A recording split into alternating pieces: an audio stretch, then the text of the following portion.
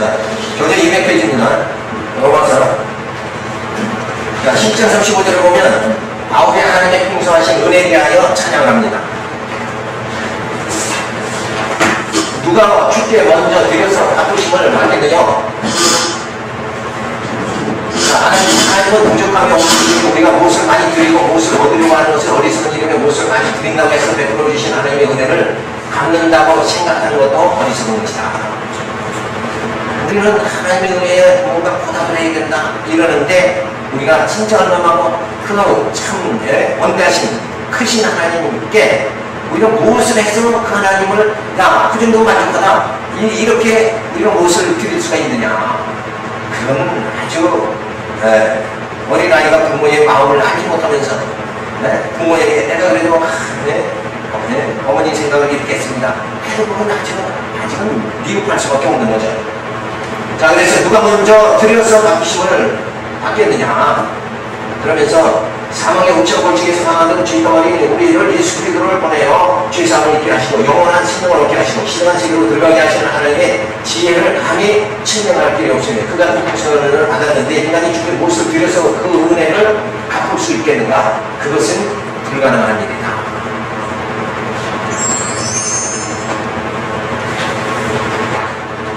기가 막힌 사망의 운동이와 수행에서 던져주신 하나님의 자녀 삼아 영원하게 해주신 하나님의 그 사랑을 내가 어떻게 갚을 수가 있느냐.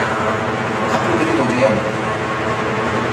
그래서 그저 그 은혜만 생각하면 한염없이 눈물을 흘리면서 우리 부모의 돌아가신 부모님이 나를 그에게 행해주신 베풀어 주신 모든 사랑을 생각하지. 야, 그것을 어떻게 감사할 수 있겠는가. 근데 감사는 그만두고 부모님이 돌아가신 다음에야 이제 철이라 가지고 야, 정말 부모님이 나를 위해서 그렇게 사랑하셨구나. 그 사랑을 생각할수록 정말 애틋한 마음이 들 수밖에 없는 거죠. 내가 근데 좀 더 성장했고 좀 더 철이 났다 보면 그 부모님의 그 고통을 조금이라도 나누어서 지금 져줄 수 있었으면 얼마나 좋겠는가. 그런데 그때는 철이 안 나고 어리니까 그걸 할 수가 없었잖아요. 그런 걸 생각하지. 마치 하나님께서 기가 막힌 운동에서 지 가운데서 도저히 벗어나려고 하는 의도 자체도 할 수 없는 그런 무지한 상태에 있던 나를 그 사망의 문장 오정에서 벗어나게 했어요. 죽음을 맞이하면 속수무책인데 어떻게 방법이 도저히 없어요. 그런데도 대책도 없는 거예요. 누가 이 대책을 세울 거냐. 사망의 쏘는 것을 해결할 대책을 누가 인간의 지혜로 도저히 누가 생각을 해나갈 수가 있느냐. 그냥 속수무책으로 하죠. 그런데 하나님께서 우리를 그 수렁에서 던져주셨다. 그리고 더욱더 감사한 건 뭐예요? 하나님의 자녀 삼아주시고 그리고 더 영광을 해주신다. 그래서 그 영광의 나라에서 하나님과 더불어서 영생, 공락할 수 있도록 만들어주신다는 이것이 정말 너무나도 감사할 수가 없는 거죠. 지난 2주간의 짧은 기간 동안 제가 목요일 날 강원도를 갔어요. 휴가 겸. 누님 집에서 이제 대접을 받고 이러고 있는데 하룻밤 자니까 그 다음날 아침에 집사님이, 우리 교회 집사님이 뇌졸중으로 쓰러졌다. 그 전화 받고 또 쥐지도 못하고 부정행이 갔어요. 그때 가서 벌써 의식이 없는 상태. 그래가지고 3일 만에 장례까지 같이. 그분이 20년간 부족한 나를 위해서 자기 영상 설교한다고 하니까 프로젝트 연구하고 그때 프로젝트가 비쌌어요. 한 3년 정도. 그렇게 하던 집사님이 저하고 나이가 동갑이에요. 그런데 그 20년 동안 생활했는데 떠나는데 나는 도저히 아무것도 할 거이 없는 거예요. 이 상황에 우체국 골짜기에서 빠진 인생이 무엇을 아무것도 할 수 없는 거잖아요. 아무것도 할 수 없어요. 화장을 하니까 완전히 거의 제 만나는 거예요. 그러면서 저렇게 뭔가 형상이 있었는데 형상이 전혀 없어졌대요. 순식간에. 그걸 보면서 야, 아직은 내가 하나님이 내게 이렇게 눈이나 입이나 말할 수 있는 이런 형상을 아직까지 내게 주셨으니까 야, 이게 요 기간 동안 신앙도 인생이지만 요 기간 동안에 내가 무엇을 해야겠다 또 한번 깊이 생각을 하고 그러면서 그 충격도 있었지만은 어제는 이제 딸을 데리고 이천에 경기도 이천 갔어요. 그래서 거기에 국립 이천 홍보원에 갔어요. 저기가 뭐냐면 참전 용사들 월남 참전 용사들 화장해서 납포를 당해요. 그래서 야외에다가 쫙 만들어놨다. 그래서 딸한테 내가 이제 여기에 올 거니까 다 그러면서 제가 미리 다 인계를 했어요. 그래서 그 참 인생이라는 게 존재한다는 게 분명히 존재하는 것 같지만 그게 뭐가 어디까지가 존재하는 거냐 이게. 그죠? 살았다가지만 식상은 죽은 거 아닙니까? 육체라는 것은 우리 영혼이 사는 거지만 그래서 우리가 교회에서 배운 대로 자 인생이 존재한다는 게 뭐냐 존재의 그거는 뭐예요? 플라톤은 뭐라고 했어요? 하나의 진료와 형상이다.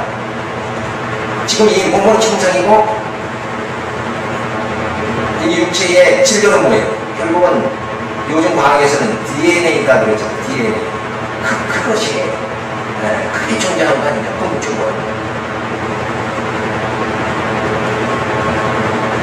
근데 우리가 영적으로 왔을 때 그게 존재하잖아요. 그 형상을 추적해서 형상에서 진료가 무엇이다 이렇게 철학적으로 분석하고 과학적으로 분석해서 그게 인간이다 이렇게 볼 수는 없잖아요.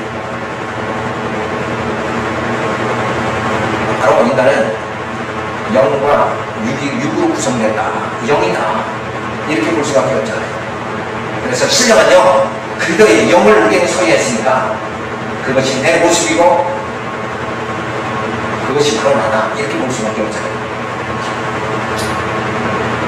자, 그래서 이렇게 우리가 정말 아무런 대책 없는 속수무책인 상태에서 그냥 쳐다볼 수밖에 없는데 그런 어디서든 나를 하나님께서 예수 그리스도 보내주셔가지고 이제 나를 새롭게 만들어주셨다. 그리고 영원한 소망을 부여하게 만들어주셨다는 데에 이건 감격하지 않을 수가 없는 거죠.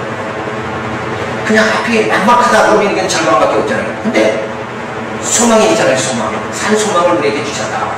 사도 바울의 임대서에서 너에게 산 소망을 주셨다. 그래서 이 사막의 운동에서 강한 우리를 하나님의 자녀상을 주시고 영원하게 해주시는 하나님의 그 사랑. 이 사랑이 있으니까 소망이 주는 거예요. 누가 주께 먼저 집에서 갚으신 걸 받게 되냐. 그러니까 우리가 무엇을 한다고 해서 하나님의 이 은혜를 갚을 수가 있느냐.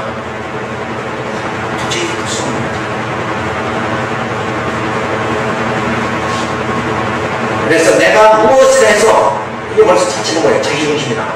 자기 자랑. 그러니까 자기 도취에 결국 인생은 다 빠져서 내가 무엇을 할 수 있다는 자기 도취에 빠져서 인생을 사는 거다. 그러면서 자기 도취에 빠져서 혼자 흐뭇해하면서 사는 것이 인생의 삶이다. 근데 이렇게 세상 사람들이 살아가죠. 그렇지만 실상은 뭐예요? 이거 더 근원적인 생각하면 지금 문제 해결할 수 없잖아요. 기가 막힌 운동에서 이걸 해결할 방법이 없다는 거예요. 이 존재, 형상의 이 세계에서 이제는 시간과 공간과 형상의 세계에서 이것이 전부 인양 살아간다 그러면 이건 소망이 없는 거예요. 근데 영원한 그 세계가 주어진 거예요. 그 세계를 우리는 그걸 영적으로 이 형상에 머무르면서도 그 영적 세계를 바라볼 수 있는 이것이 지금 우리가 훈련되지 않는다면 예수 20년 30년 먹고 또 죽음 앞에서 당황할 수밖에 없는 게 우리 인생의 삶이 아니라. 그래서 무단한 훈련이 필요한 거예요. 이 세상을 어떻게 사느냐 그런 훈련이 아니라 내가 이 형상의 세계에서 시간과 공간과 형상의 세계에서 하나님이 내 영혼을 불러 가시면 그 세계에서 영원한 세계에서 과연 내가 어떻게 사는 것인가 그 세계를 바라볼 수 있는 그 마음의 준비 그 세계를 또 바라볼 수 있는 것 이게 중요한 것입니다. 그래서 자기를 높이려는 어떤 시도는 이건 얼마나 의미가 없는 것이냐 이게 내가 존재한다는 것이 순식간에 허상이 되어버리고 말하네. 무엇을 붙잡았다고 생각하는 자체가 붙잡았다 하면 사실 붙잡은 게 아니라 없어지잖아요. 공기를 마치 붙잡았다고 생각하지만 뭐가 붙잡았어요? 잡은 게 없잖아요. 우리 인생의 삶이라는 게 그렇게 내가 무엇을 찾으려고 사람들이 애쓰고 힘쓰기만 하면 사실은 잡은 게 하나도 없는 거예요. 그런데 무엇인가 잡힌 바 되게 만들어주셨다. 그래서 사도 바울은 뭐예요? 내가 붙잡힌 바 된 그것을 내가 잡으려고 내가 쫓아간다. 그것이 바로 사도 바울의 존재론입니다. 그게 진짜 존재예요. 인간의 눈으로는 아무것도 보이지 않지만 사도 바울은 분명히 그리스도가 자기를 잡았어요. 그리스도에게 잡힌 바 된 그것을 잡으려고 사도 바울을 쫓아가는 거예요. 그게 뭐가? 그게 육신을 초월한 신령한 성품을 이루는 그리스도의 지체, 그리스도의 영을 자신 안에서 발견해나 내 안에서 그리스도 영을 내 자신이 그 그리스도의 영의 존재를 내 이 형상의 몸 안에서 그리스도의 존재를 붙잡을 수 있다 그러면 그거는 성공된 삶이 아니냐. 근데 세상 모든 사람들은 보이는 걸 잡으려고 쫓아가는 거죠. 보이는 것은 잡을 수 있을 것 같으니까 쫓아가지만 사도 바울은 뭐예요? 보지 않는 것을 붙잡으려고 쫓아간다. 여기에 굉장히 의미가 있잖아요.